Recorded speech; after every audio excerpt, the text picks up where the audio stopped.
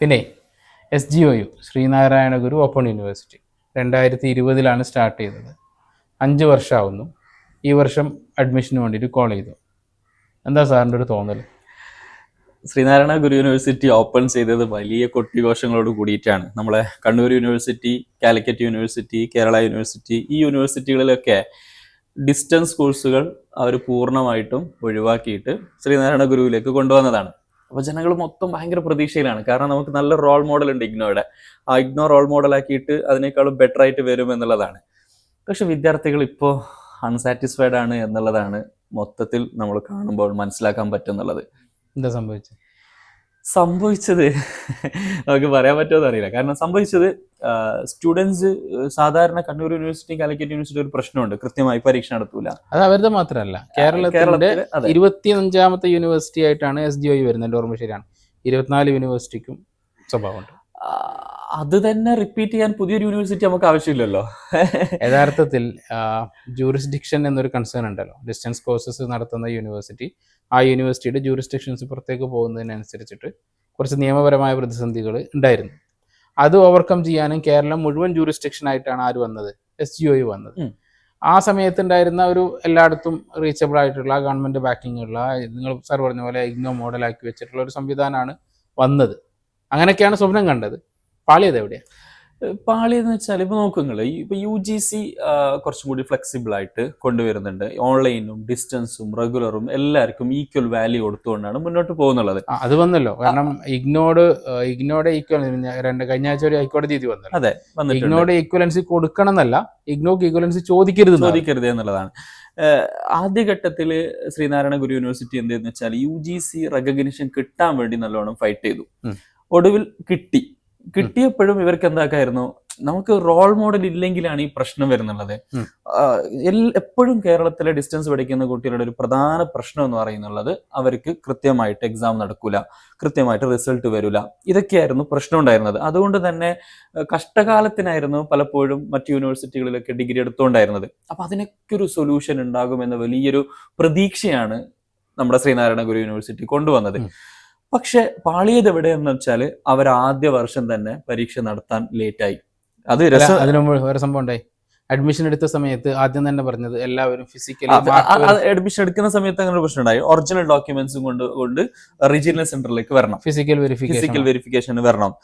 ഇത് വലിയൊരു പ്രതിസന്ധിയാണ്. പറ്റില്ല. ഇത് ചെറിയ കുട്ടികൾ മാത്രമല്ലല്ലോ അഡ്മിഷൻ എടുക്കുന്നുള്ളത്. മുതിർന്നവരുണ്ടാവും, വീട്ടമ്മമാരുണ്ടാവും, അതുപോലെ ജോലി ചെയ്യുന്നവരുണ്ടാവും, ഇങ്ങനെയൊക്കെ ഉണ്ടാവും, ഗൾഫിലുള്ളവരുണ്ടാവും. അപ്പൊ ഇവരൊക്കെയും എല്ലാ സർട്ടിഫിക്കറ്റും കൊണ്ടുപോയി ഒരു സ്ഥലത്ത് കൊണ്ടുപോയി കൊടുക്കണം, എല്ലാം കൊണ്ടുപോയി കൊടുക്കണം എന്ന് പറയുന്നത് പ്രായോഗികമല്ല. അത് കൂടുതൽ പണിയെടുപ്പിക്കുകയാണ്, പോകേണ്ട ആവശ്യമില്ലല്ലോ. അപ്പോ പിന്നെ അത് രസമുണ്ട് കേട്ടോ. ആദ്യഘട്ടത്തിൽ അവരത് മാൻഡേറ്ററി ആക്കി. അത് കൂടാതെ തന്നെ എല്ലാ ആഴ്ചയിലും മാൻഡേറ്ററി ക്ലാസ്സും ആക്കി.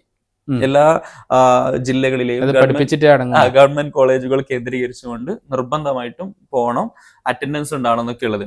പക്ഷെ കയ്യിൽ നിന്ന് പാളി. കാരണം കുട്ടികൾ എത്തൂല. ഇനി എടുക്കാൻ ഫാക്കൽറ്റീസിന്റെ പ്രശ്നം വരുന്നു. കൃത്യമായിട്ട് ക്ലാസ് നടക്കൂല. ഇനി ക്ലാസ് നടക്കുന്നത് രസമാണ് കേട്ടോ. ഇപ്പൊ കഴിഞ്ഞ വർഷമൊക്കെ സ്റ്റുഡൻസിന്റെ പറഞ്ഞാല് ഒരു വർഷത്തെ സിലബസ് കംപ്ലീറ്റ്ലി ഒരു 5-6 ക്ലാസ് കൊണ്ട് തീർക്കുകയാണ്. മൊത്തം രാവിലെ 10 മണിക്ക് തുടങ്ങുന്നു, വൈകുന്നേരം ആകുമ്പോഴേക്കും ഞങ്ങൾ സിലബസ് ഒക്കെ തീർത്തിട്ടുണ്ട് എന്ന് സമൂഹത്തോട് പറയണം. അതിനു വേണ്ടി മാത്രമുള്ള ഒരു പരിപാടിയാണ്. കാരണം ഇവിടെ ജോയിൻ ചെയ്യുന്നത് കൂടുതലും കുറെ കാലമൊക്കെ പഠനം ബ്രേക്ക് ചെയ്തൊരു ടീമായിരിക്കും. അവർക്ക് ഈ സ്പീഡിൽ പോക്കൊന്നും താങ്ങൂല. ഈ രീതിയിലാണ് പലപ്പോഴും ഇവിടെ ക്ലാസ്സുകൾ ഉണ്ട്. അതൊരു പ്രഹസനമായിട്ട് മാറി. പിന്നീട് അവർ മാൻഡേറ്ററി ആക്കിയത് ഒഴിവാക്കി. ഇത് മാൻഡേറ്ററി ആയാൽ ശരിയാവില്ല എന്നുള്ളത് മാറ്റം വന്നു. ഡോക്യുമെന്റ് എല്ലാം കൊണ്ടുപോയി അവിടെ വെച്ച് വെരിഫൈ ചെയ്യണം എന്നുള്ളതിലും മാറ്റം വരുത്തി. അതൊരു പ്രതീക്ഷയാണ് കേട്ടോ. കാരണം പതിയെ അടി കിട്ടുമ്പോൾ പഠിക്കുന്നുണ്ട് എന്ന് പറയുന്ന ഒരു സാധനം ഉണ്ടല്ലോ. നേരത്തെ അടി കിട്ടുമ്പോൾ പഠിക്കുന്നുണ്ടായിരുന്നില്ല, ഇവർക്ക് കിട്ടുമ്പോൾ പഠിക്കുന്നുണ്ട് എന്ന് മാത്രമല്ല അവരൊരു ഇറങ്ങി വരലും ഒരു മീറ്റിംഗ് ഒക്കെ നടന്നു. അതെ. അത് രസം എന്താണെന്ന് വെച്ചാൽ പിന്നെ യൂണിവേഴ്സിറ്റിയുടെ വൈസ് ചാൻസലർ തന്നെ ഓരോ ജില്ലയിലെയും സ്റ്റഡി സെന്ററുകളിൽ വന്നിട്ട് അഡ്മിഷൻ എടുത്ത മുഴുവൻ കുട്ടികളെയും അവിടത്തേക്ക് ഇൻവൈറ്റ് ചെയ്തു. അഡ്മിഷൻ എടുക്കാൻ സപ്പോർട്ട് ഞാൻ പോയിട്ടുണ്ടായിരുന്നു. രസം എന്താണെന്ന് വെച്ചാല് ഞങ്ങൾക്ക് ഭയങ്കര അത്ഭുതമായി. കാരണം വൈസ് ചാൻസലർ വന്നിട്ട് യൂണിവേഴ്സിറ്റി ഇങ്ങനെയാണ്, ഞങ്ങളെ യൂണിവേഴ്സിറ്റി ഈ രീതിയിലായിരിക്കും ഉണ്ടാവുക, കുറച്ച് പോരായ്മകളൊക്കെ ഉണ്ടായിട്ടുണ്ട്, അതൊക്കെ നമുക്ക് ശരിയാക്കാം, എക്സാം ഒക്കെ ഇനി കൃത്യമായിട്ട് നടക്കും, ഇങ്ങനെയുള്ള കാര്യങ്ങളൊക്കെ പറയുമ്പോൾ നമുക്ക് ഭയങ്കര ഹാപ്പിയായി. പറച്ചിൽ മാത്രമേ ഉണ്ടായിട്ടുള്ളൂ. പിന്നെന്തായെന്ന് വെച്ചാൽ കുറച്ച് കഴിയുമ്പോഴേക്കും അത് വീണ്ടും കയ്യിൽ നിന്ന് പോയി. ഞാൻ മനസ്സിലാക്കുന്നുള്ളത് ഒരുപക്ഷെ നമുക്കത് ഓപ്പൺ ആയിട്ട് പറയുന്നതിൽ പ്രശ്നമുണ്ട്, പക്ഷെ എങ്കിൽ പോലും കുഴപ്പമില്ല. സംഭവം അവിടെയുള്ള ആൾക്കാർ ഇതിങ്ങനെ മതി എന്ന് വിചാരിക്കുന്നുണ്ടാവാൻ സാധ്യതയില്ലേ? അങ്ങനെ ഉണ്ടോ?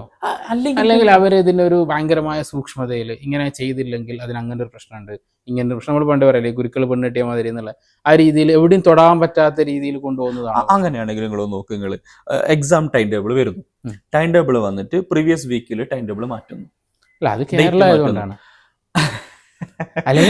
ആ ഒരു ചീത്ത പേര് മറ്റു യൂണിവേഴ്സിറ്റികളൊക്കെ ഉണ്ട്. അത് മാറി വരുന്നു. കണ്ണൂരൊക്കെ ഇപ്രാവശ്യം നന്നായിട്ടുണ്ട്. ഡിസ്റ്റൻസിൽ ചെറിയ മാറ്റങ്ങളൊക്കെ ഉണ്ട്, ഇല്ല, പക്ഷെ എങ്കിൽ പോലും നമ്മൾക്ക് മുമ്പിൽ കൃത്യമായിട്ട് നടപ്പിലാക്കാൻ എന്താണ് തടസ്സം എന്നുള്ളതൊരു, കാരണം ഇതിനു വേണ്ടി സ്റ്റുഡൻസ് എല്ലാം മാറ്റി വെച്ചിട്ട് എക്സാമിന് വേണ്ടി പ്രിപ്പയർ ചെയ്യാണ്, അവർക്ക് ഹാൾ ടിക്കറ്റ് വരികയാണ്, എന്നിട്ട് ടൈം ടേബിൾ ചേഞ്ച് ചെയ്യുക.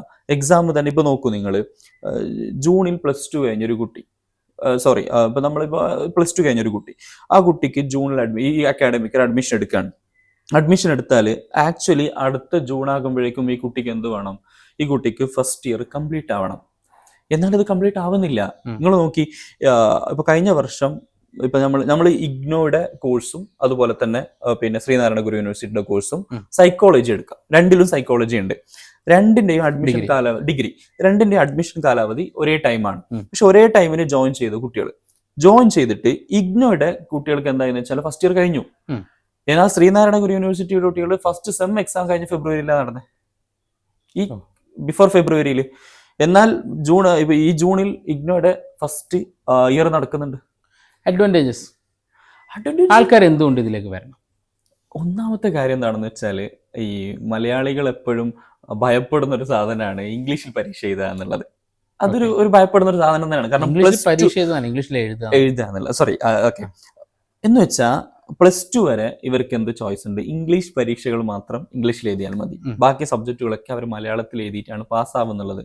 എല്ലാവരും നന്നായി പാസ്സാവുന്നുണ്ട്. ഡിഗ്രിയിലെത്തുമ്പോൾ എല്ലാ സബ്ജക്റ്റുകളും ഇംഗ്ലീഷിലേക്ക് വരണം എന്നുള്ളത്, നമ്മളിനി എത്ര ഇംഗ്ലീഷിൽ നമ്മൾ ഓക്കെ ആയി എന്ന് പറഞ്ഞാൽ പോലും എഴുതുന്നതിന് കുട്ടികൾക്ക് ഒരു തടസ്സം എന്തായാലും ഉണ്ട്. ഇവർക്ക് ആ ഒരു പ്രശ്നമില്ല, മലയാളത്തിൽ പരീക്ഷ എഴുതി മുന്നോട്ടേക്ക് പോകാൻ പറ്റും. ഒന്ന്.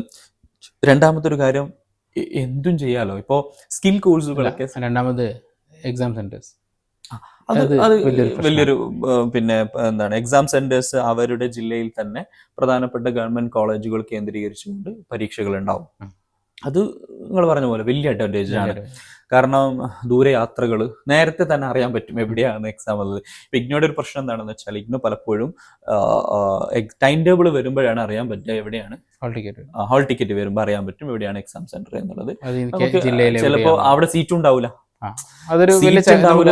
ഇഗ്നോ മറ്റൊരു വിഷയത്തിൽ സംസാരിക്കേണ്ട വലിയൊരു സബ്ജക്റ്റ് ആണ്. അപ്പൊ അതിലേക്ക് നമുക്ക് പോവാം. ഇതിലൊരു ഗുണം എന്താണെന്ന് വെച്ചാൽ, കൃത്യമായിട്ട് എവിടെയാണ് പരീക്ഷ എന്നുള്ളത് നേരത്തെ അറിയാൻ പറ്റും, അവിടെയാണ് എക്സാം ഉണ്ടാവുക. പിന്നെ അവര് വീക്ക്ലി ക്ലാസ്സുകൾ വെക്കും. ഈ ഓടിച്ചിട്ടാണെങ്കിൽ പോലും ക്ലാസ് കൊടുക്കുന്നുണ്ട്. ഓക്കെയാണ്, നല്ല സിലബസ് ആണ്. എനിക്ക് തോന്നുന്നത് പിന്നെ അക്കാഡമിക് ടീം നന്നായിട്ട് ഇന്നർ വർക്ക് ചെയ്തിട്ടുണ്ട് അതിനകത്ത്. പുതിയ സിലബസ്, നല്ല അപ്ഡേറ്റഡ് സിലബസുകളാണ് അതിനകത്ത് ഉണ്ടാവുന്നത്. പിന്നെ അതേപോലെ തന്നെ ഫ്ലെക്സിബിൾ ആണ് കുറെയൊക്കെ. ഒരു ടീച്ചേഴ്സിന്റെ മുമ്പിൽ നിന്ന് പഠിക്കുകയാണെങ്കിൽ വളരെ നന്നായിട്ട് സ്കോർ ചെയ്യാനും പറ്റും. ചെറിയൊരു എഫേർട്ട് എടുക്കുകയാണെങ്കിൽ നല്ല രീതിയിൽ മാർക്കൊക്കെ കിട്ടി മുന്നോട്ടേക്ക് പോകും. പിന്നെ അതേപോലെ തന്നെ മറ്റൊരു അഡ്വാൻറ്റേജസ് നമ്മൾ പറയുന്നുള്ളത്, ഇപ്പോൾ കേരളത്തിലെ സാധാരണ പിന്നെ മറ്റ് യൂണിവേഴ്സിറ്റികളൊക്കെ മാറിയിട്ട് ഒറ്റ യൂണിവേഴ്സിറ്റിയിലേക്ക് വന്നല്ലോ. അപ്പൊ അങ്ങനെ വരുമ്പോൾ ഉണ്ടാകുന്നൊരു ഗുണം എന്താണെന്ന് വെച്ചാൽ, നമ്മൾ സാധാരണ പറയുന്നത് പോലെ എന്ന് വെച്ചാൽ, ഇപ്പൊ കണ്ണൂർ യൂണിവേഴ്സിറ്റിയാണ്, കാലിക്കറ്റ് യൂണിവേഴ്സിറ്റിയാണ്, എല്ലാവർക്കും ഒരേ പ്രതിസന്ധിയാണ്. ഇതിൽ ജോയിൻ ചെയ്യുന്ന പ്രതിസന്ധി വരികയാണെങ്കിൽ അത് എല്ലാവർക്കും ഉണ്ട്. ഡിസ്റ്റൻസ് ആയിട്ട് എടുക്കുന്ന എല്ലാവർക്കും എല്ലാവരും ഉണ്ട്. എന്റെ നിനക്ക് ഇപ്പൊ മറ്റൊരാൾ പറയും, നീ എന്തിനാ കണ്ണൂർ ജോയിൻ ചെയ്ത, കാലിക്കറ്റ് ജോയിൻ ചെയ്യായിരുന്നില്ലേ, നീ എന്തിനാണ്? അതിലൊരു മാറ്റം ഉണ്ടായി. നമ്മൾ ആദ്യം ഇത് ഇറങ്ങുന്ന സമയത്ത് ഗവൺമെന്റിന്റെ ഓർഡർ ഉണ്ടായിരുന്നു, വേറെ യൂണിവേഴ്സിറ്റികളിലൊന്നും ഡിസ്റ്റൻസ് നടത്താൻ പാടില്ല. പിന്നെ അത് ഹൈക്കോടതി പോയി. ഹൈക്കോടതി ആദ്യം കൊടുത്ത എക്സെപ്ഷൻ എന്താന്ന് പറഞ്ഞാൽ, ബാക്കിയുള്ളവർ ഇവർ നടത്താത്ത കോഴ്സുകൾ ബാക്കിയുള്ള യൂണിവേഴ്സിറ്റികൾക്ക് നടത്താം എന്ന രീതിയിൽ വന്നു. പിന്നെ അത് തന്നെ എന്തായി, യൂണിവേഴ്സിറ്റിയുടെ സ്റ്റാറ്റ്യൂട്ട് അനുസരിച്ചിട്ട് ആ മാൻഡേറ്റ് അവർക്ക് ബാധകമല്ല എന്ന് പറഞ്ഞിട്ട് കാലിക്കറ്റ് ഒഴിച്ചുള്ള ബാക്കിയെല്ലാ യൂണിവേഴ്സിറ്റികളും കഴിഞ്ഞ വർഷം വീണ്ടും ഡിസ്റ്റൻസ് പുനരാരംഭിച്ചു. ഇവരുള്ള കോഴ്സുകൾ തന്നെ അവിടെ ആരംഭിച്ചിട്ടുണ്ട്. അതിൻ്റെ പുറമെ ഇപ്രാവശ്യം കാലിക്കറ്റ് എന്താണ് ഡിസ്റ്റൻസും ഓൺലൈനും കൂടി നടത്തും എന്ന് പ്രഖ്യാപിച്ചിട്ടുണ്ട്. ഇത് കംപ്ലീറ്റ്ലി ഒരു വേറൊരു സാധനമാണ് കേരളത്തിലെ പ്രഖ്യാപിച്ചിട്ടുണ്ട്. പക്ഷെ പ്രഖ്യാപനങ്ങളൊക്കെ മാത്രമാണ് ചിലപ്പോൾ കേരളത്തിലെ യൂണിവേഴ്സിറ്റികൾ ഉണ്ടാവാറുള്ളത്. MG യൂണിവേഴ്സിറ്റി പ്രഖ്യാപിച്ചിട്ട് വർഷങ്ങളായി. അത് വേറൊരു കഥയാണ്. ഓൺലൈൻ കപ്പാസിറ്റി അവർക്ക് വന്നിട്ട് ആ സമയത്ത് ജനിക്കാത്ത യൂണിവേഴ്സിറ്റികൾ ഇന്ന് ഓൺലൈൻ തുടങ്ങിയിട്ടുണ്ട്. വൃത്തിക്ക് നടന്നു പോകുന്നുണ്ട്. UGC A++ കാറ്റഗറി വരെ അവർക്ക് കൊടുത്തിട്ടുണ്ട്. അത് പിന്നെ അവരുടെ സ്റ്റാൻഡേർഡ് അനുസരിച്ച് കൊണ്ട് നമുക്ക് തിരിച്ചു വരാം. ശ്രീനാരായണ ഗുരു ഓപ്പൺ യൂണിവേഴ്സിറ്റി വലിയ പ്രതീക്ഷയോട് കൂടി തുടങ്ങിയ ഒരു സംഭവം. പ്രതീക്ഷയ്ക്ക് വക പിന്നെ കേട്ടിട്ടുണ്ടെന്ന് ആവശ്യമില്ല. പ്രതീക്ഷ ഉണ്ട്, നിലവിലുണ്ട്. എന്ന് വെച്ചാൽ വിദ്യാർത്ഥികളൊക്കെ ജോയിൻ ചെയ്യാൻ വരുന്നുണ്ട്. ആ ജോയിൻ ഇപ്പോൾ പാരലൽ കോളേജ് സിസ്റ്റംസിനും എന്താണ് വലിയൊരു ഗുണമാണ്. ഒരു യൂണിവേഴ്സിറ്റിയുടെ അണ്ടറിൽ ചെയ്താൽ മതിയാവുമല്ലോ. അപ്പം അങ്ങനെ വരുന്നുണ്ടെങ്കിൽ തന്നെ ഇപ്പോൾ നിലവിൽ അഡ്മിഷൻ ആരംഭിച്ചത് സ്ഥിതിക്ക് നമുക്ക് കൂടുതൽ ബെറ്റർ ആകുമെന്ന് തന്നെ പ്രതീക്ഷിക്കാം. കാരണം നമ്മുടെ മുമ്പിൽ മറ്റൊരു ചോയ്സ് എന്ന് പറയുന്നത് അതർ യൂണിവേഴ്സിറ്റിയിലേക്കാണ് നമ്മൾ പോകുന്നത്. Other state university or IGNOU university, other deemed യൂണിവേഴ്സിറ്റിയിലേക്കാണ് പോകുന്നത്. കേരളത്തിലുള്ള വിദ്യാർത്ഥികളെ സംബന്ധിച്ചിടത്തോളം നമുക്ക് ഒരു സാധാരണ എല്ലാവരും മലയാള തനിമ എന്ന് പറയൂലേ, ആ ഒരു ലെവലിൽ നമ്മൾ ചിന്തിക്കുമ്പോൾ അതെ, ആ ഒരു മലയാളീകരിച്ച ഒരു യൂണിവേഴ്സിറ്റി എന്ന രീതിയിൽ ശ്രീനാരായണ ഗുരു യൂണിവേഴ്സിറ്റിയിൽ ഇപ്പോൾ നിലവിൽ അഡ്മിഷൻ ആരംഭിച്ചിട്ടുണ്ട്. രജിസ്ട്രേഷൻ ചെയ്ത് മുന്നോട്ടേക്ക് പോകാൻ പറ്റും.